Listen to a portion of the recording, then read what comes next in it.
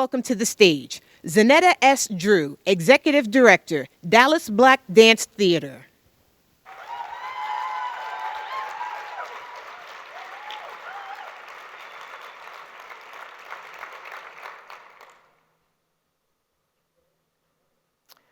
Can we, as arts leaders, imagine a future where our challenges are sold out theaters, competition for sponsorship, and growing global audiences? If we can't imagine competition for sponsorships and a future with these problems, what about having ticket scalpers, 30-year waiting list for ticket buyers, and having to continually build larger venues and theaters? Before the pandemic, most arts organizations were already in crisis and panicking with shrinking audiences, steadily declining ticket sales, all while facing growing challenges and increased cost from efforts to reach new communities and funding pressures to implement diversity, equity, and inclusion initiatives. Most arts organizations were also assessing the agency's relevance to their own communities and constituents, their capacity to transcend cultures, and their relevance and importance to today's society. During the early months of the pandemic, many arts leaders were waiting to return to the safety of our previous status quo. Yet, as the pandemic continued and venues remained closed, for the first time in recent history, the entire arts community had a common problem. And all of us had to face the fact that many of the business practices that had been successful for more than 50 years were now failing. It became apparent that it was now time for arts leaders, managers, board members, volunteers, and even funders to look forward and not backward, and to be bold, creative in finding new methods, new processes to provide programs and services, and new ways to cultivate new audiences. Today, I ask you to join me in reimagining the global collective arts community and to take a look 20 years into the future to see how we might make these unimaginable problems that I mentioned earlier a reality. How many people here today have heard of the Dallas Cowboys? How many people here today have heard of the USA women's soccer team? Now, how many of you have never been to a professional sports event, but today you enjoy a sports event of your choice because you have learned the game through having access via some digital format? Even though we may not agree on the reasons for declining arts audiences, I believe we can agree that we have not found a cost-effective way to increase demand and fill more seats. In 2009, a study by the National Endowment for the Arts indicated that there was a strong parallel between the timing of decline in school-based arts education and declines in arts attendance. And recently, I have personally become much more aware of this decline in school-based arts education and its impact on potential buyers of arts content.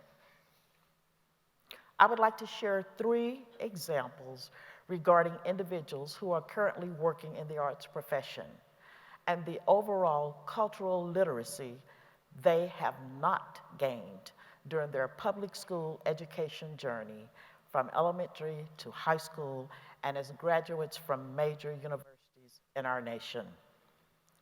Imagine an individual in their mid-20s, college educated, a high performer with a large network of peers, and when seeing a brochure that promoted a production of Porgy and Bess, actually asking in front of their peers, what is a Porgy and Bess?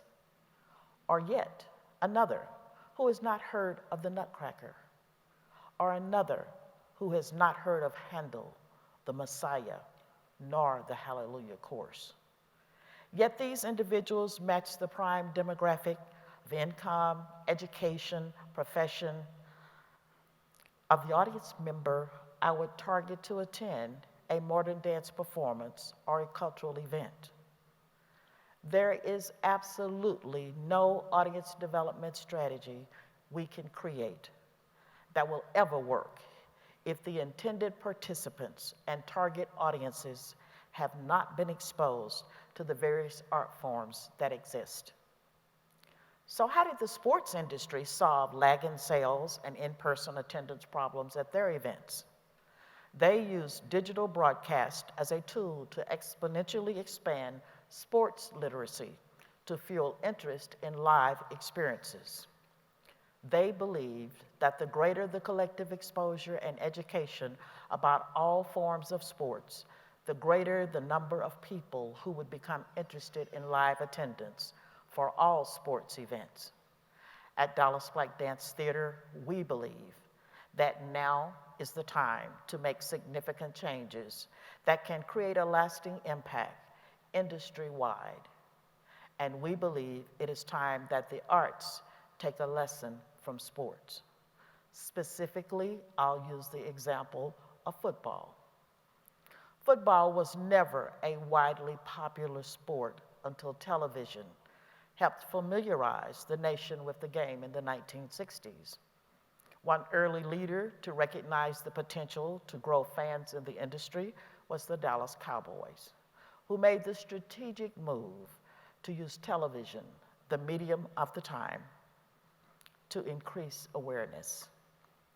This singular strategic move to televise the game every Thanksgiving Day except maybe twice, spearheaded the brand to national prominence, created massive demand, and in 20 years, it became America's team, regardless of the game's final score.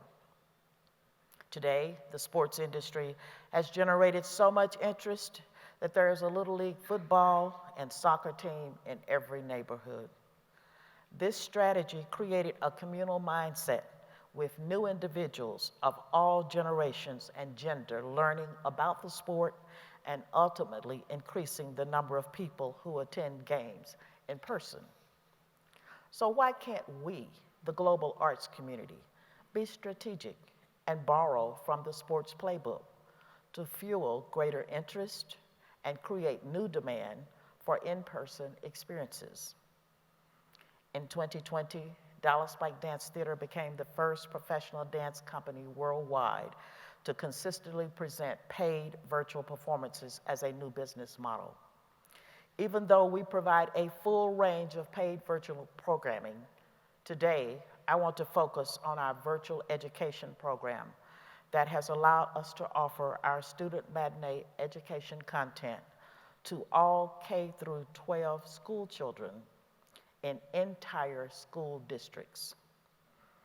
Our virtual cultural literacy program began in 2021 with 4,000 students in dance classes in the Dallas ISD. In 2022, the Dallas district made the groundbreaking request and paid for it to be offered to all 150,000 students throughout the district, with 25,000 students viewing. In 2023, more than 30,000 students in the Dallas ISD viewed our programs, and we added 2 new school districts this year, serving an additional 5,000 students. To serve this number of students, Dallas Black Dance Theater would have had to conduct 70 in-person student matinee performances. This growing positive impact across all aspects of our virtual programming is one that cannot be ignored, nor the financial impact and the current and future audience development impacts. Now, many believe the impact of virtual programming will cannibalize in-person attendance rather than creating demand. If we return to the belief that the only way to experience the arts is sitting in a crowded theater in front of live artists, What about the thousands of others who have now been exposed to the arts via technology during COVID closings, but cannot transition to the option of in-person attendance?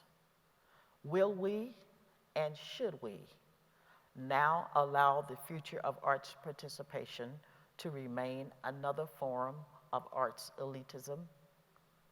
Consider the many thousands of people who are as excited by the experience of watching a sports game via technology versus sitting in a stadium. For many sports fans, the same barriers prevent in-person participation as they do for the arts: cost, geography, access, and physical disability. For those who have no theaters, museums, or live cultural access in their cities, schools, or community venues, or for those who lack the transportation, money, and even the attire to feel comfortable in an arts venue, do they no longer deserve some level of continued arts access? Will we lose our most ardent elderly supporters who learned to use technology during COVID but are no longer able to attend arts events as they become more advanced in age? And will we remain stuck in a former business model and lose the next generation of arts supporters, the Gen Zers and others, who already experience everything via technology? We can all see how similar to sports, pop culture icons like Taylor Swift and Beyonce have filled stadiums after delivering virtual content from single drops to visual albums. Virtual presentation has not decreased attendance, but instead increased it exponentially. We propose that virtual arts education programming can generate earned income right now, just like paid in-person arts education programs have done in the past. And it is now time to rethink this component of our audience development efforts. In 2021, during Dallas Black Dance Theater's fee-paid all virtual season, we found that 70% of our audience was outside a 200-mile radius of Dallas, 60% were outside of the state of Texas, and 40% were brand new audiences. In addition, paid viewers were from 38 countries and 40 states. Once theaters reopened, 40% of all of our in-person attendees have consistently been new audiences gained from virtual viewing. Also, when it came to offering virtual matinee programs to all students in the Dallas ISD, it didn't undercut in-person matinee attendance. The Dallas ISD bought out all of our in-person matinee programs, and we had to add additional matinee performances to serve other demand. The problems I shared of having ticket scalpers, waiting lists, and having to build larger venues are now a reality in almost every genre of sports.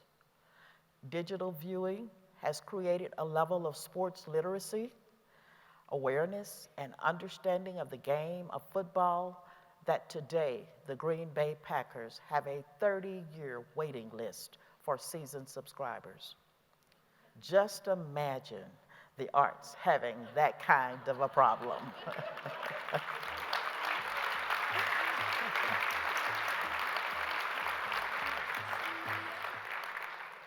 Investing in cultural literacy through virtual arts educational programming is a long-term opportunity to build new audiences, grow engagement, and educate new supporters. So, as arts leaders, I ask you these three questions. Should we not use the new technology revolution of today to expand our impact to parallel the impact that the sports industry has created using digital viewing? Should we not envision an arts ecosystem 20 years from now that is different because of technology, that allows us to generate new revenue streams, expand audiences, and move toward resiliency? And the greatest question of all is, do we not have the obligation as arts leaders to use technology just like sports to make the arts available through digital access to every person on the planet? Thank you for imagining a new future with me for the arts.